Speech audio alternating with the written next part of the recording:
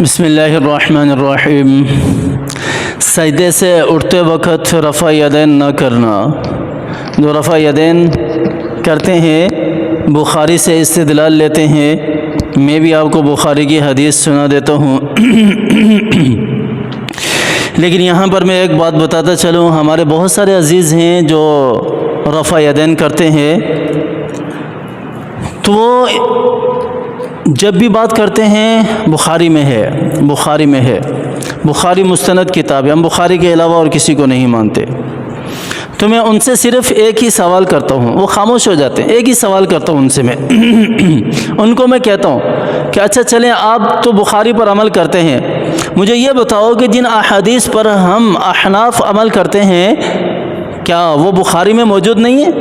تمہارا بخاری پر ایمان ہے، تم کہتے ہو کہ اصح الکتب بعد کتاب اللہ ہوا البخاری، کہ سب سے صحیح کتاب اللہ تعالیٰ کے قرآن کے بعد جو ہے وہ بخاری ہے، تو تم بخاری پر عمل کرتے ہو، تو جو ہماری احادیث ہیں، ہماری سے مراد جس پر ہم عمل کرتے ہیں اور ہم افضل سمجھتے ہیں ان احادیث کو بغیر رفع یدین والی، کو کیا وہ بخاری کے اندر موجود نہیں ہے؟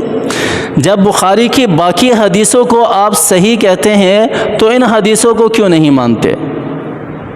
ان حدیثوں کو کیوں نہیں مانتے؟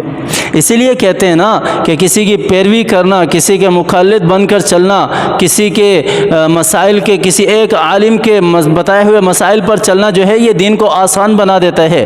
اگر ہم خود سے ہی ایک کتاب کو لیں اور اس پر عمل کرنا شروع کریں تو بہت مشکل ہو جائے گا، بہت مشکل ہو جائے گا دین پر چلنا۔ ہم دین مشکل نہیں ہے، دین آسان، اللہ تعالیٰ نے دین کو آسان بنایا۔ آپ صلی اللہ علیہ وسلم کی حدیث ہے الدین یسرن، کہ دین تو آسانیوں کا نام ہے، تو ہم نے اس کو مشکل کیوں بنایا ہوا ہے؟ سجدے سے اٹھتے وقت جو ہے وہ رفع یدین نہ کرنا، اس کے اوپر جاتے اور اٹھتے وقت۔ حضرت عبداللہ ابن عمر رضی اللہ عنہما کی حدیث میں آپ کو سنا دیتا ہوں، بخاری کی ہے، جس میں حضرت عبداللہ ابن عمر رضی اللہ عنہما سے روایت ہے کہ رسول اللہ صلی اللہ علیہ وسلم نے فرمایا، جب نماز شروع فرماتے تھے تو کندھوں تک رفع یدین کرتے تھے اور سجدوں میں ایسا نہیں کرتے تھے۔ ایک روایت میں ہے کہ جب سجدہ کرتے تو ایسا نہ کرتے تھے اور نہ ہی جب سجدے سے سر اٹھاتے، اور ایک روایت میں ہے کہ دو سجدوں کے درمیان رفع یدین نہیں کرتے تھے۔ تین روایتیں آپ کے سامنے آ گئی ہیں عبداللہ ابن عمر کی، اور اگلی روایت بھی ہے حضرت عبداللہ ابن عمر ہی کی ہے۔ فرماتے ہیں کہ میں نے رسول اللہ صلی اللہ علیہ وسلم کو دیکھا، دیکھنے والا عبداللہ ابن عمر رضی اللہ عنہما جو ہے وہ دیکھنے والا عمل ذکر کر رہے ہیں، کہ جب نماز شروع کرتے تو رفع یدین کرتے، اور جب رکوع کا ارادہ کرتے تو رکوع سے سر اٹھانے کے بعد رفع یدین نہ کرتے تھے، اور نہ ہی سجدوں کے درمیان رفع یدین کرتے تھے۔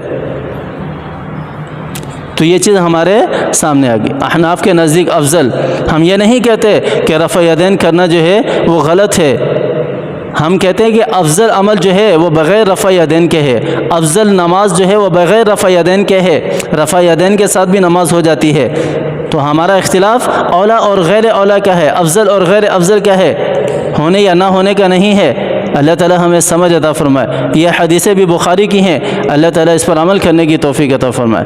آمین ثم آمین، وآخر دعوانا ان الحمد للہ رب العالمین۔